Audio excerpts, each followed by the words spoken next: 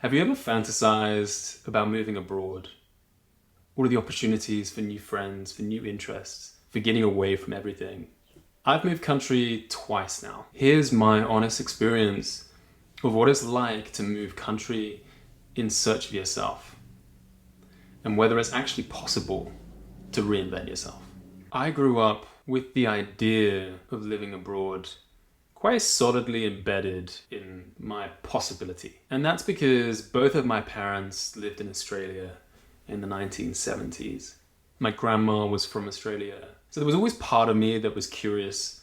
And when Brexit happened, I went through all of my family history to see what passport I could claim. And it turned out I could claim Australian citizenship, so I did. And then I parked it for a few years. But I always thought it was a bit of a cliche, this idea of moving abroad to find yourself.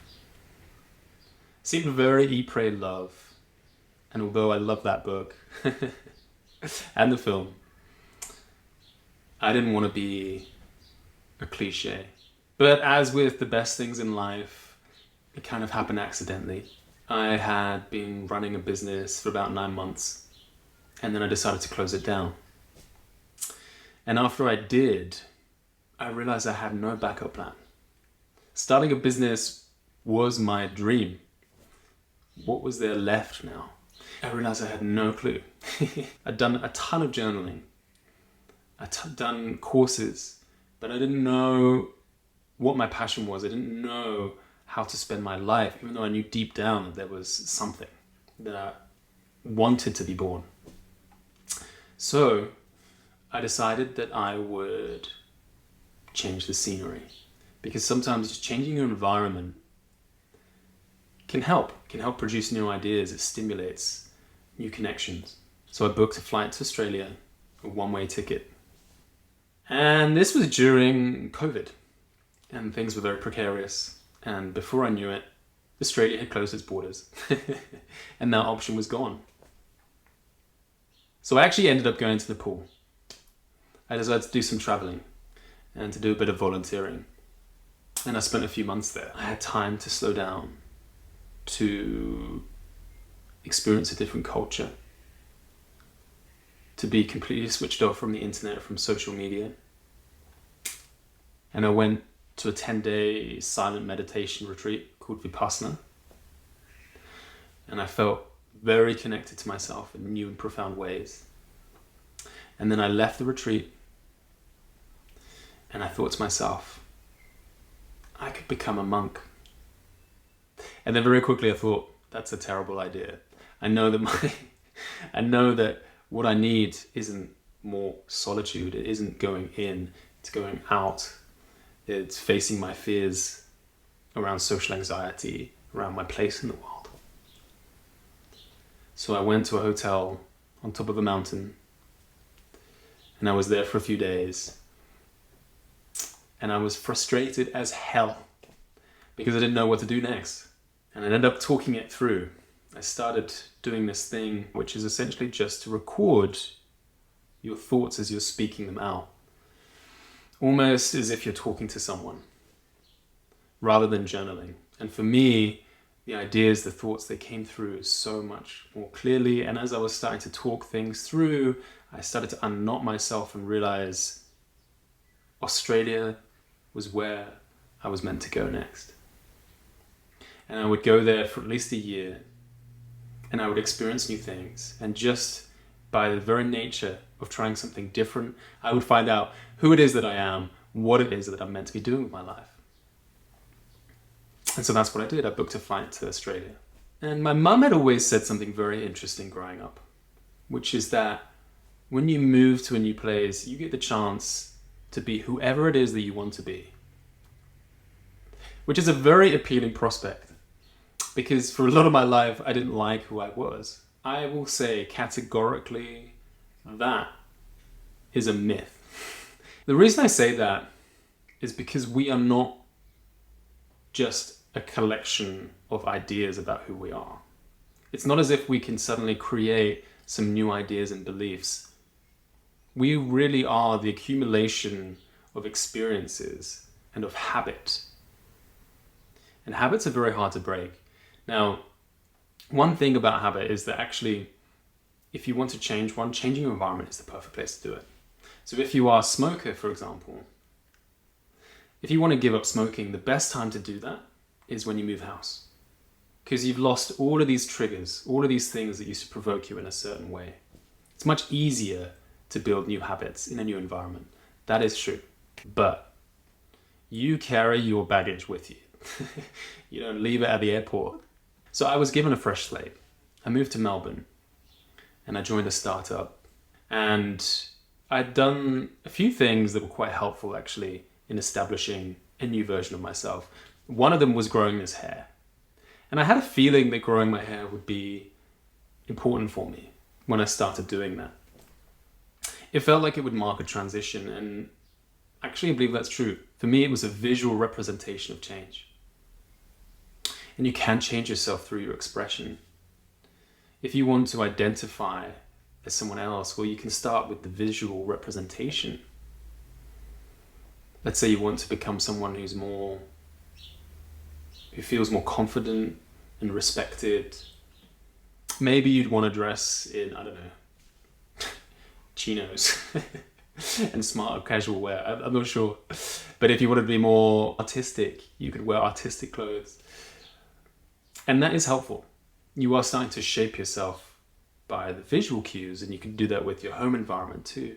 But it is a gradual process because you have these ideas about who you are. One thing I did was that I decided I would move to my own apartment.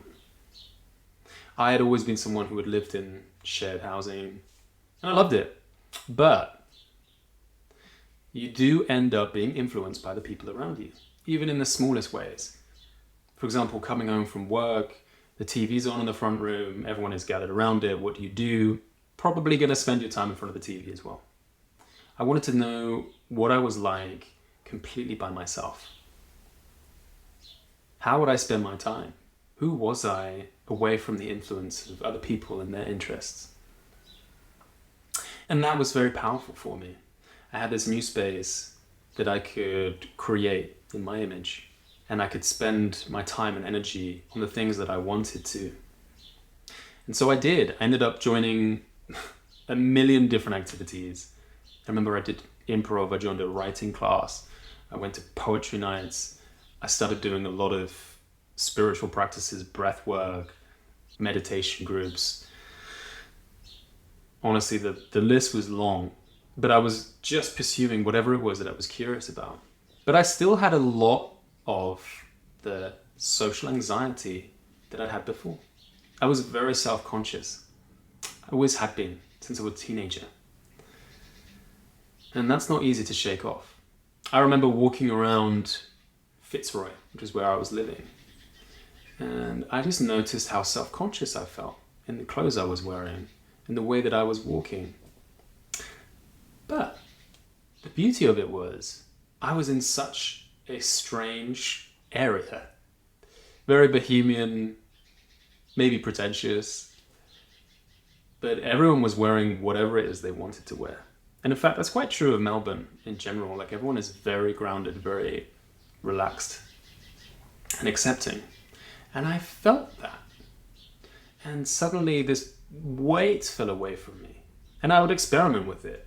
You know, what if I wore more outlandish clothes? What if I wore really raggy clothes just going to the shops? How would I feel? And I was experimenting with that and started to dissolve some of these habits, some of these beliefs and ideas I had about myself. I would watch myself in social situations, noticing the insecurity arising, these stories that I would tell myself about fear of social exclusion. I had all these stories around not being able to maintain friendship, just because I had some bad experiences growing up as a teenager where, for various reasons, those friendships ended. But then I started to gather new evidence that suggested the complete opposite, that I was able to not only develop new friendships, but also maintain old ones over long distance.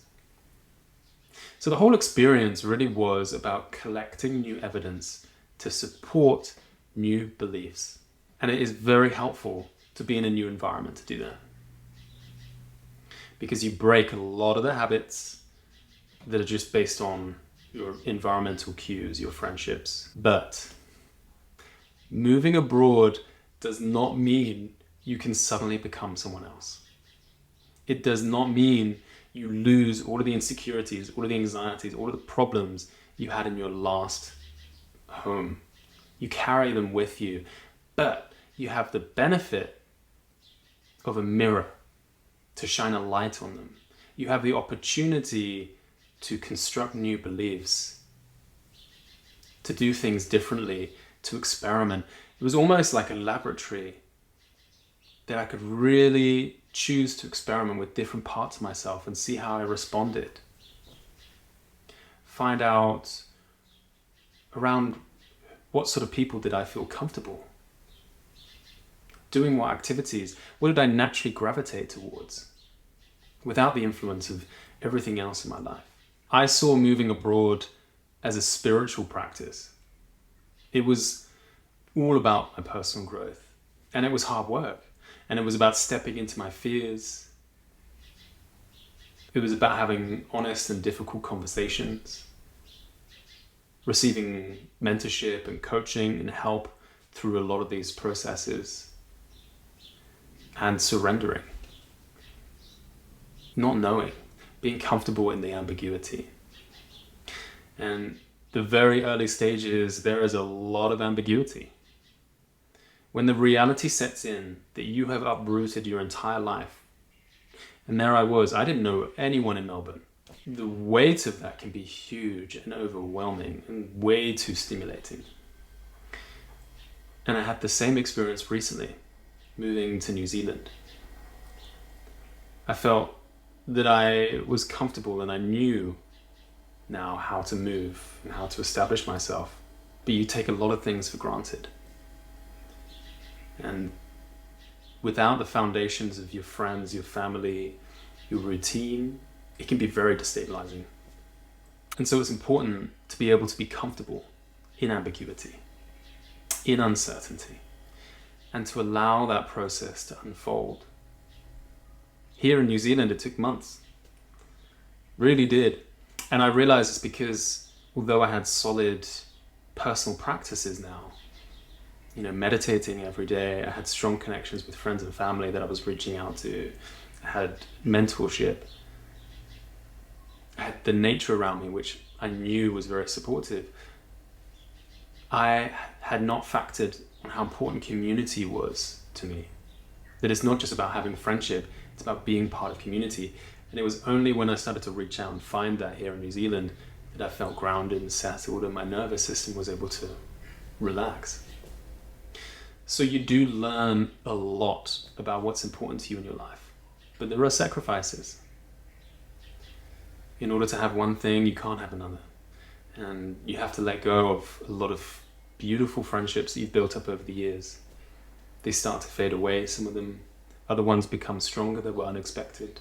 You have to make a real effort to reach out and connect to people. You have to learn how to make friendships, which don't come by default. As adults, we become dependent on friendships of proximity.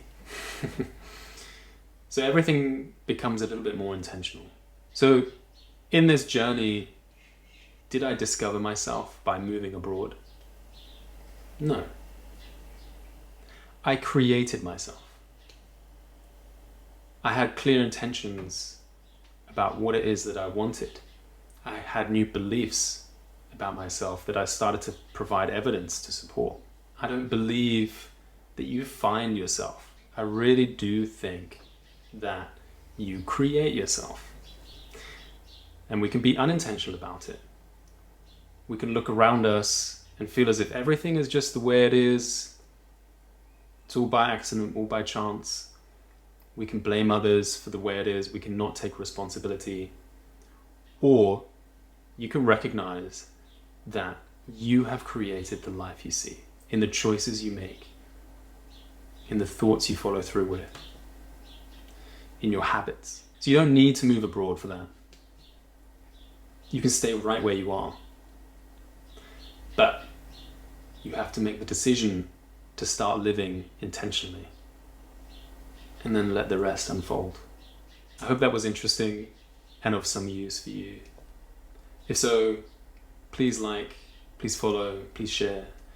And I would love to know, just in the comments, your own experience with moving abroad, with discovering yourself, with living intentionally or creating your life. It honestly makes my day reading those comments. So thank you.